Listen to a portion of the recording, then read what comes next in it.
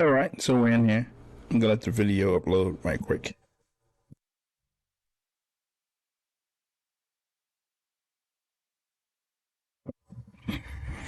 Okay, so this is the I'm shocked sharing this is Trump and the GE. Trump indicted. On the cover picture for the video is an actual picture of a protester who was at the Manhattan courthouse a few months ago when Trump was arraigned pursuant to charges brought by Manhattan District Attorney Alvin Bragg against Trump.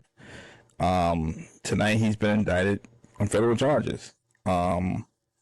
We're gonna ask people to like the video, share the video, and subscribe to the channel. But he's been indicted on federal charges for, I guess, his handling of classified documents once he left the White House. The story's been out there for a while, but I didn't know it would be this serious. He's been hit with 7 counts.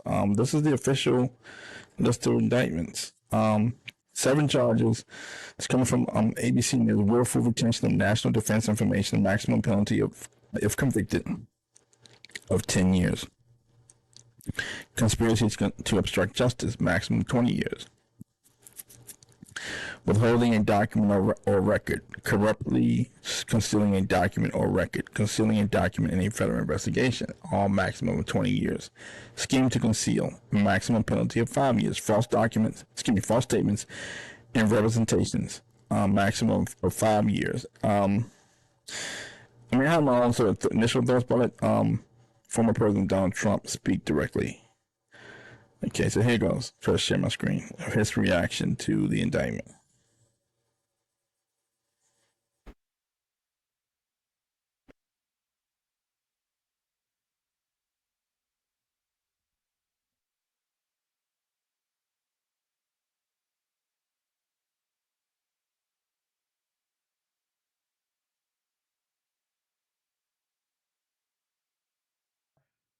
and did much better the second time in the election than the first. And they go after him on a boxes hoax, just like the Russia hoax and all of the others. This has been going on for 7 years. They can't stop because it's election interference at the highest level. There's never been anything like what's happened. I'm an innocent man. I'm an innocent person. They had the Mueller hoax, the Mueller report, and that came out no collusion after 2.5 years. That was set up by Hillary Clinton and Democrats. But this is what they do. This is what they do so well. If they would devote their energies to honesty and integrity, it would be a lot better for our country. They could do a lot better. They could do a lot of great things. But when you look at what's happened to our country in the last 3 years, we were energy independent. We had a strong military that wasn't woke. We were doing so well. We were respected all over the world. Got the biggest tax cuts in history, biggest regulation cuts in history. And what do? You have a president where an election was taken, got more votes than any sitting president in history by far, never anything even close. And they come after me because now we're leading in the polls again by a lot against Biden and against the Republicans by a lot. But we're leading against Biden by a lot, a tremendous amount.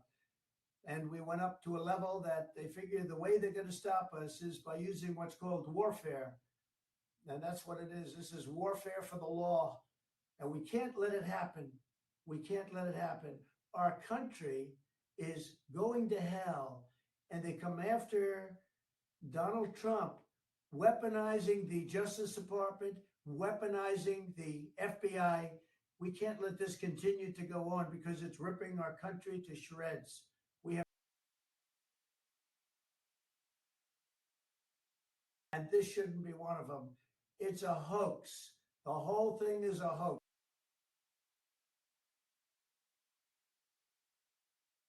Okay, so in my opinion, Donald Trump is battle tested. He's been in business for decades. He's used to dealing with business issues, dealing with unions, dealing with lawsuits as a plaintiff, as a defendant. He's battle tested, but he has had his share of legal issues since leaving the White House. When he was the president, he was indicted twice, unheard of.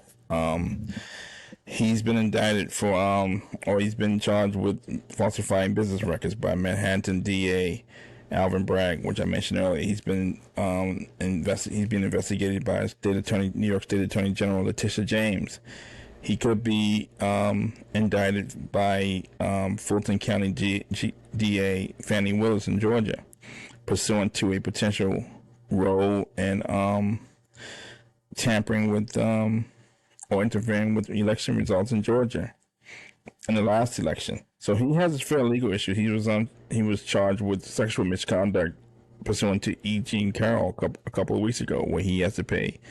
He's been ordered to pay $5 million. She's asking for $10 million. He's appealing that decision. So he's had his share of legal issues. As he alluded to in his statement, that the U.S. is bordering on a banana republic, where you have the President Biden or the current people in power weaponizing the DOJ, weaponizing the legal system against a political opponent. That smacks of a banana republic. If those allegations are true, if he is convicted, it could definitely derail his presidential bid in 2024.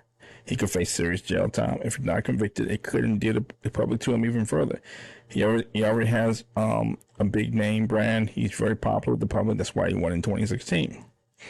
If he's not convicted, I think it's just going to be Trump in a landslide in 2024. If he runs now without these indictments, I thought he was going to win, but he would definitely win with the landslide. I think it would endear him with the public even further, because they'll probably see this as election interference and attacking a political opponent of Joe Biden, President Joe Biden. Do we want our president, or do we want the powers that be weaponizing the legal system against political opponents? That sounds like a banana republic. It sounds like a third world country. If those allegations are true, do we want presidents printing money and giving it to their donors, or somebody they want to sleep with, like they did in 2008 amid the financial crisis? Do we want powers to be protecting their political allies and their donors, like they protected Wall Street after these bankers broke every securities law known to man during the financial crisis and leading up to the financial crisis? That's where we are. Democracy is on the precipice. What makes the United States unique is that we do have a nation of laws. We do have a democratic society. We do operate under capitalism, but our institutions appear to be in jeopardy. Democracy appears to be on the precipice. This could be a tipping point. So this could be very interesting. I know it'd be great for the corporate media to have Donald Trump's name in the media. It's great for ratings, great for advertising dollars, give them something to talk about, because God knows they have nothing to talk about now. If you look at CNN's in shambles. Chris Lick just got fired. They fired Don Lemon a few weeks ago. Now they have everything to talk about in terms of just constantly filling the airwaves with Donald Trump news. I mean, with him out of the picture, the election results, the presidential election is wide open. Joe Biden could get reelected. Cornel West threw his name in the hat, his hat in the ring, as a People's Party candidate. On the Democratic side, you have Ron DeSantis, Chris Christie, Nikki Haley, Tim Scott, Larry Elder. I think it would definitely put DeSantis in a pole position if Donald Trump doesn't run. But if he does run and he can get around these illegal issues, I think he wins in a landslide. But it should be very interesting going forward. Again, please subscribe to the channel, share and like the videos, and thank you for tuning in. This is Trump on the GE, Trump Indicted. Thank you.